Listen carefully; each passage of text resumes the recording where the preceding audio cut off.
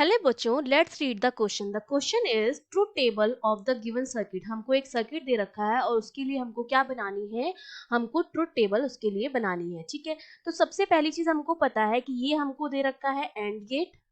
ठीक है, ये भी हमारा क्या है, एंड गेट है, और ये भी हमारा क्या है, एंड गेट है, और यहाँ पर हमको दे रखा है नॉट गेट। ठीक है, ये हमारा इनपुट है ए और बी। तो यहाँ पर तो क्या आ रहा है, ए आ रहा है इनपुट, और यहाँ से बी आ रहा है। तो इसका इनपुट, हमारे पास दो इनपुट हो गए, एक ए हो गया हमारा और एक बी हो गया। और एंड गेट का क्या होता है, ए डॉट बी होता है। ये हो गया।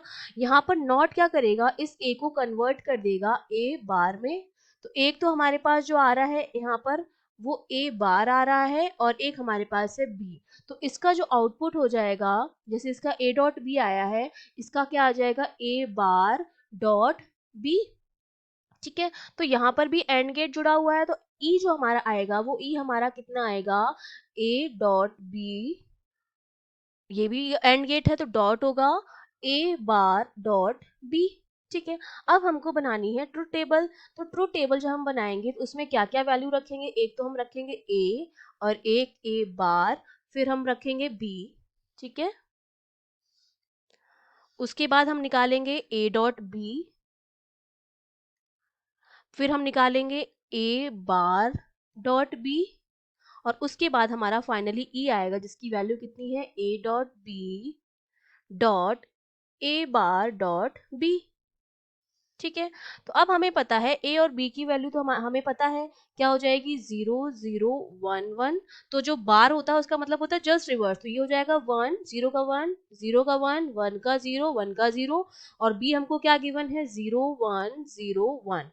अब डॉट जब हम निकालते हैं, डॉट का बेसिक मतलब होता है मल्टीप्लाई। तो जब हम मल्टीप्लाई करेंगे ए डॉट बी, तो 0 इंटू 0 0, 0 इंटू 1 0, 1 इंटू 0 0, 1 इंटू 1 1 हो जाएगा।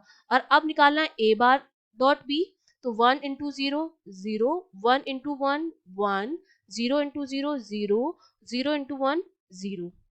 अब हमको क्या करना है, ये जो दोनों वैल्यू हैं उनको आपस में मल्टीप्लाई करना है। तो 0 इंटू 0 तो 0 हो जाएगा, ये भी 0 हो जाएगा, ये भी आपके पास 0 आएगा, और ये भी 0 आएगा।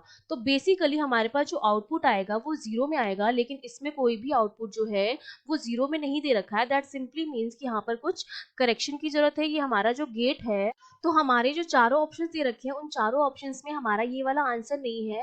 दैट सिंपली मीन्स हमें जो आंसर दे रखा है वो कुछ इस तरह का है कि सपोज यहाँ पर हमारा जो होगा, ये जो गेट है वो हमारा एंड ना होकर अगर और होता, तो और में हमारा जो इनपुट आता ई, वो मेरा क्या आता है, A dot B plus A bar dot B होता। अगर मेरा ये गेट जो है वो एंड ना होकर क्या होता, और होता, तो इनपुट मेरा होता दोनों का प्लस। और जब प्लस करेंगे 0 0, तब आएगा आपके पास, अगर ये प्लस वाला अगर मैं इनपुट लिखूं और गेट वाला, तो A dot B plus A bar dot B हो जाएगा। तो जब दोनों का प्लस करेंगे 0 0 0 आएगा, 0 1 1, 0 0 0 और 1 0 1 आएगा। तो ये वाला जो इनपुट है वो हमको कहाँ गिवन है, वो हमको सी ऑप्शन में गिवन है, जो कि बिल्कुल करेक्ट ऑप्शन है। अगर यहाँ पर मेरा एंड गेट ना होकर क्या होता, और गेट होता, तो उसके हिसाब से जो ट्रुथ टेबल है वो तो हमारी करेक्ट बन रही है।